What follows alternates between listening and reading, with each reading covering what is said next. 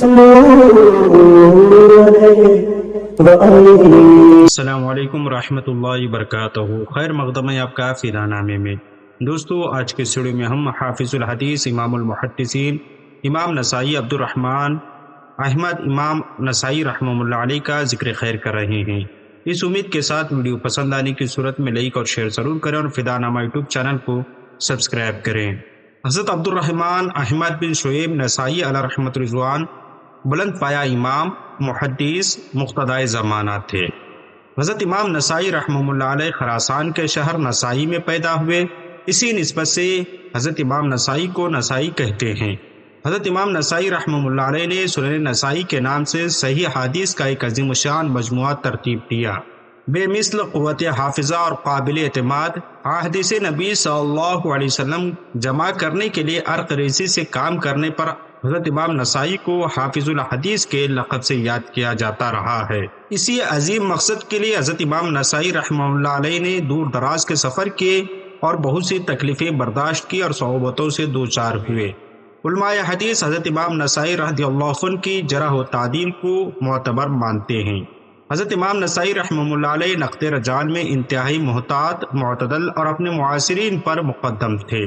حدیث اور علل پر اپنے تصنیفات کی صورت میں حضرت امام نسائی نے بہت سا علمی ذخیرہ یادگار چھوڑا ہے۔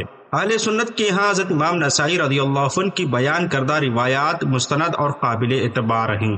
سیاہ ستہ یعنی 6 مستند اور اس کے مؤلفین حدیث کی 6 کتابیں انتہائی معتمد سمجھی جاتی ہیں اور انہیں سیاہ ستہ کہا جاتا ہے۔ ان میں پہلی 2 کتابیں کل کی کل صحیح ہیں اور دوسری 4 کتابیں سنن کہلاتی ہیں۔ یہ سنن اربع پیشتر صحیح روایات پر مشتمل ہے۔ فن حدیث میں یہ 6 کتابیں انتہائی لائق اعتماد سمجھی جاتی ہیں۔ امام ابو عبد الرحمن نسائی رحمہ اللہ علیہ کی کتاب کو سیاہ ستہ میں ایک خاص مقام اور اہمیت حاصل ہے۔ نسائی شریف سیاہ ستہ میں تیسرے نمبر پر شمار کی جاتی ہے اور امام نسائی رضی اللہ عنہ نے بھی شیخین کی طرح صرف صحیح الاسناد روایات کو لیا ہے اور نسائی شریف بخاری و مسلم دونوں کے طریقوں کی جامع ہے۔ تنقید رجال اور صحت اسناد کے بارے میں نسائی کی شرائط شیخین سے بھی زیادہ سخت ہیں۔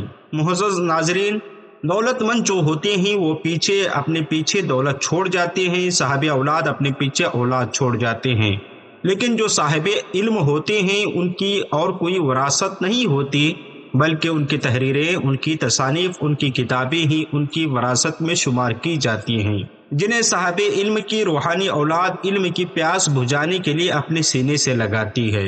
حضرت امام نسائی رضی اللہ عنہ نے مجاہدہ و ریاضت اور زہد و ورع کے ساتھ ساتھ جہاد جیسی مصروفیات کے باوجود متعدد کتابیں تصنیف فرمائیں۔ ایسی عظیم تصانیف کا مطالعہ کر کے تشنگان علم اپنی پیاس بجھایا کرتے ہیں۔ امام نسائی رحمہ اللہ علیہ کی تمام تصانیف میں سب سے مقبول اور اہم تصنیف سنن نسائی ہے۔ علامہ سیوطی رحمۃ اللہ علیہ فرماتے ہیں کہ بعض علماء سنن نسائی کو روایت و درایت کے اعتبار سے صحیح بخاری سے افضل گردانتے ہیں۔ ابن رشید تحریر کرتے ہیں کہ جس قدر کتب حدیث سنن کے انداز پر مرتب کی گئی ہیں ان میں سے سنن نسائی صفات کے اعتبار سے جامع تر تصنیف ہے، کیونکہ امام نسائی رضی اللہ عنہ نے امام بخاری اور امام مسلم رضی اللہ عنہ کے انداز کو مجتمع کر دیا ہے۔ حضرت امام نسائی رضی اللہ عنہ کی کتابوں کے نام کچھ یوں ہیں: السنن الکبریٰ، المجتبیٰ، خصائص علی المرتضیٰ رضی اللہ عنہ، مسند علی، مسند مالک، کتاب التمیز، کتاب المدلسین، کتاب الضعفاء، کتاب الاخوات، مسند منصور، اسماء رواح، مناسک حج وغیرہ آپ کی کتابیں ہیں۔ حضرت امام نسائی رضی اللہ عنہ کی تصنیف خصائص علی کرم اللہ وجہہ الکریم قابل قدر اور بلند پایہ تصنیف ہے۔ حضرت امام نسائی رحمہ اللہ علیہ کا اصل نام احمد اور کنیت ابو عبد الرحمن ہے۔ آپ کے والد گرامی کا نام شعیب اور دادا کا نام علی اور پردادا کا نام سنان ہے۔ حضرت امام نسائی رضی اللہ عنہ کی سن پیدائش کے بارے میں مورخین کا اختلاف پایا جاتا ہے۔ قرین قیاس ہے کہ حضرت امام نسائی رضی اللہ عنہ 215 ہجری میں خراسان کے ایک شہر نسا میں پیدا ہوئے۔ حضرت امام نسائی رضی اللہ عنہ نے مصر میں سکونت اختیار کر لی اور امام نسائی رضی اللہ عنہ نے طلب حدیث کے لیے اپنے شہر میں وقت درویش اساتذہ کرام سے علم حاصل کیا، پھر طلب حدیث کے لیے علمی مراکز کا سفر فرمایا۔ سب سے پہلے حضرت امام نسائی رضی اللہ عنہ نے خراسان میں بلخ کے ایک شہر بغلان کا 230 ہجری میں رخ فرمایا۔ وہاں قتیبہ بن سعید رضی اللہ عنہ کے پاس 1 سال 2 ماہ طلب علم میں گزارا اور ان سے بکثرت احادیث روایات کی۔ نیز طالبان حدیث کے نقش قدم پر چلتے ہوئے طلب حدیث کے لیے دور دراز کے سفر فرمائے، جن میں حجاز، مکہ و مدینہ، عراق، کوفہ و بصرہ، شام، جزیرہ، خراسان اور سرحدی علاقوں کے مراکز حدیث جن کو ثغور یعنی سرحدی علاقے کہا جاتا ہے وہاں کے شہروں کا سفر فرمایا اور مصر میں سکونت اختیار فرمائی۔ اہل علم نے حضرت امام نسائی رضی اللہ عنہ کی ممتاز دینی خدمات اور علمی تبحر، تصنیف و تالیف اور شہرت اور مہارت کا اعتراف برملا کیا ہے۔ حضرت امام نسائی رضی اللہ عنہ کو مسلمانوں کے امام اور فن حدیث کے امام کے لقب سے ملقب کیا گیا۔ حضرت امام نسائی رضی اللہ عنہ کو مسلمانوں کا مقتدی اور امام تسلیم کیا جاتا ہے۔ وہ حضرت امام نسائی رضی اللہ عنہ نے دینی قیادت اور علمی سیادت دونوں وصف کے جامع تھے۔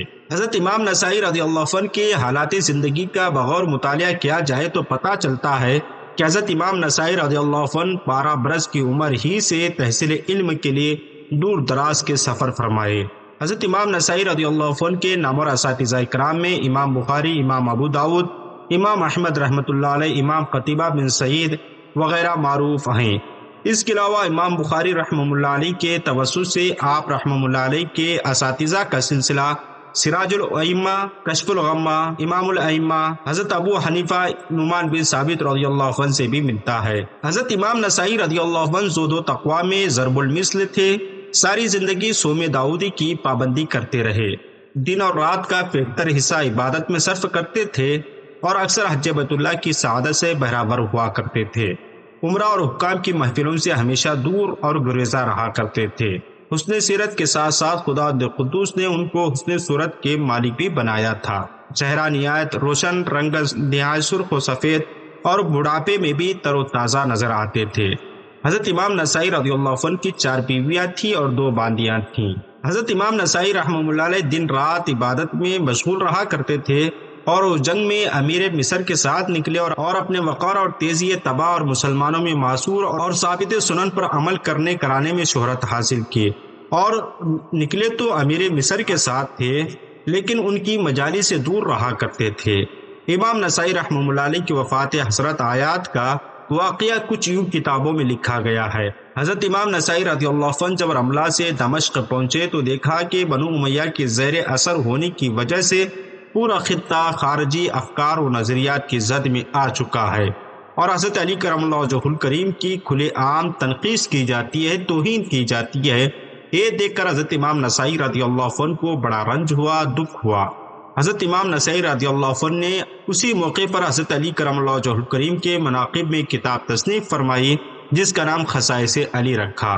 پھر خیال ہوا کہ اس کتاب کو دمشق کے لوگوں میں سنائیں تاکہ لوگوں کی اصلاح ہو اور خارجیت کے اثرات ختم ہو جائیں۔ حضرت امام نسائی رضی اللہ عنہ ابھی کتاب کے کچھ حصہ سنائے ہی تھے کہ ایک شخص نے کھڑے ہو کر اعتراض کیا، آپ یعنی حضرت امام نسائی رحمہ اللہ علیہ نے حضرت علی کرم اللہ وجہہ الکریم کو حضرت امیر معاویہ سے افضل قرار دیا ہے۔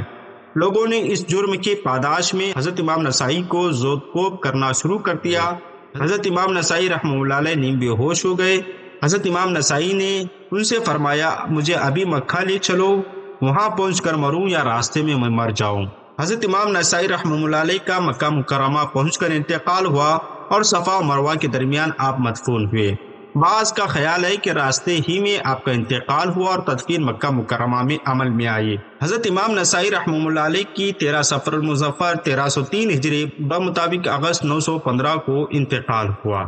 امام نسائی رحمہ اللہ علیہ محدثین کے اہم کڑی ہیں۔ حضرت امام نسائی رحمہ اللہ علیہ حدیث کی حفاظت و تدوین کے ساتھ ساتھ جرح و تعدیل راہواہ پر بھی بڑا سرمایہ چھوڑا۔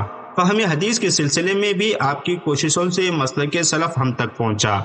صحیح اسلامی عقائد کو بھی حضرت امام نسائی رحمہ اللہ علیہ نے امت تک پہنچایا۔ اسی وجہ سے سنن نسائی کی اہمیت اور افادیت مسلم ہے، اور عقیدہ سلف کی اشاعت اور رد بدعت کی شہرت کی وجہ سے حضرت امام نسائی رحمہ اللہ علیہ کو امام دین اور امام المسلمین کے لقب سے بھی یاد کیا جاتا ہے۔ حضرت امام نسائی رحمہ اللہ علیہ صرف محدث اور فقیہ نہ تھے بلکہ عقائد و منہج کے باب میں بھی آپ امام ہدایت، حامی سنت، ماحی بدعت تھے۔ اصطلاح علماء میں آپ صاحب سنت کے لقب یافتہ عالم دین تھے، جس کو علماء نے دین کی امامت سے بھی تعبیر کیا ہے۔ خلاصہ یہ ہے کہ امام نسائی رحمہ اللہ علیہ عقائد کے باب میں امام الہدیٰ تھے۔ ہماری دعا ہے کہ رب قدیر حضرت امام نسائی رحمہ اللہ علیہ کے درجات میں بلندی عطا فرمائے، اور آپ سے درخواست ہے کہ اگر آپ کو ویڈیو پسند آتی ہو تو لائک اور شیئر ضرور کریں، اور فدا نامہ یوٹیوب چینل کو سبسکرائب کریں۔ ملتے ہیں اگلی ویڈیو میں۔ السلام علیکم۔